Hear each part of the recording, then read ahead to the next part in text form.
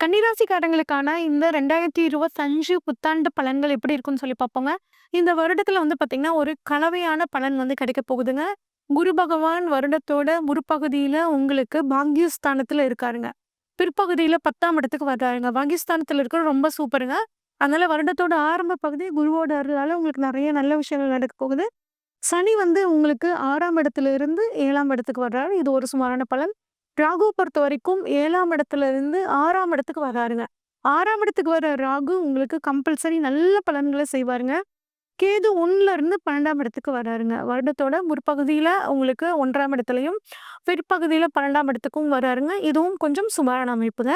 உங்கள பொறுத்தவரைக்கும் கன்னிராசிக்காரங்களுக்கு பொதுவா மற்றவர்கள்ட்ட ஒரு நல்ல மதிப்பு, மரியாதை இந்த வருடம் அதிகரிக்குங்க. திருமணம் ஆகாதவர்களுக்கு திருமணம் நடக்கிறதுக்கான ஒரு காலம். மாணவர்கள் நல்லா வந்து படிக்கக்கூடிய ஒரு அமைப்பு இருக்குங்க. இதுவரைக்கும் சுமாரா படிச்சுட்டு இருந்த மாணவர்கள் இந்த வருடம் நல்லா படிப்பாங்கங்க. பண வரவு நல்லா இருக்குங்க. ஆனா, அத கவனமா கையாளணும். எந்த விஷயத்துக்காக செலவு பண்றோம்? இந்த செலவு தேவைதானா? அந்த மாரி ஒரு திட்டமிடல் எப்பயுமே உங்ககிட்ட இருக்கும். ஆனா, இந்த வருடம் இன்னும் கொஞ்சம் கூடுதலா வச்சுக்கிறது ரொம்பவே நல்லதுங்க.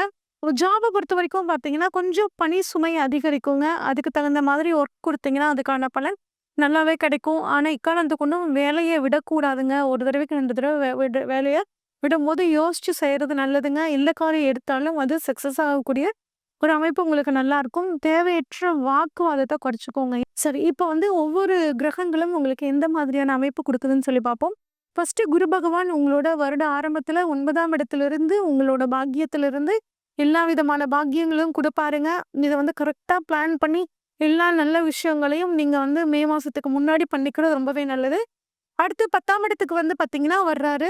வருடத்தோட பிற்பகுதியில 10ஆம் இடத்திலிருந்து 2, 4, 6 இந்த இடங்கள பார்க்குறாருங்க. 10ஆம் இடத்துல இருந்தா பதவி பால் அப்படின்னு சொல்லுவாங்க. அதெல்லாம் கிடையாதுங்க. மத்த கிரகங்கள் ஓரளவுக்கு உங்களுக்கு சப்போர்ட்டா இருக்கு. உயர் பதவிகள் உங்களை தேடி வரும். ஆனா வேலைய மட்டும் எக்காரணத்த கொண்டும் விட்றாதீங்க. அது ஒரு தடவ, 2 தடவ யோசிச்சு செய்றது நல்லதுங்க. அடுத்து 2ஆம் இடத்தை வந்து பார்த்தீங்கன்னா, குரு பகவான் பார்க்குறாருங்க. இதனால அதுவும் குரு பகவான் தனது 5ஆம் பார்வையா 2ஆம் இடத்த பார்க்குறாரு. அப்ப குழந்தைகள் அதாவது உங்களோட பிள்ளைகள் மூலியமாக உங்களுக்கு பணவரவு கிடைக்குங்க.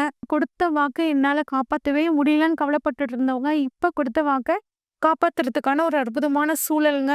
அடுத்து வந்து கேது பகவான பொறுத்தவரைக்கும் வந்து பார்த்தீங்கன்னா, உங்களுக்கு அதுவும் 1ஆம் இடத்துலருந்து 12ஆம் இடத்துக்கு போறாருங்க. அப்ப நெறைய ஆன்மீக பயணங்கள் போவீங்க. உடல் ஆரோக்கியத்துல மட்டும் கொஞ்சம் கவனமா பார்த்துக்கணும். குறிப்பாக வயிற்று பகுதியில பார்த்துக்கிறது நல்லது. வயதானவர்கள் ஒரு தடவ ஃபுல் செக்கப் பண்ணிட்டு பார்த்துக்கிறது ரொம்பவே நல்லா இருக்குங்க. அடுத்து சனி பகவான பொறுத்தவரைக்கும் 7ஆம் இடத்துக்கு சனி போறாருங்க. அப்ப 7ல சனி இருக்கும்போது விட்டு குடுத்து போகணுங்க.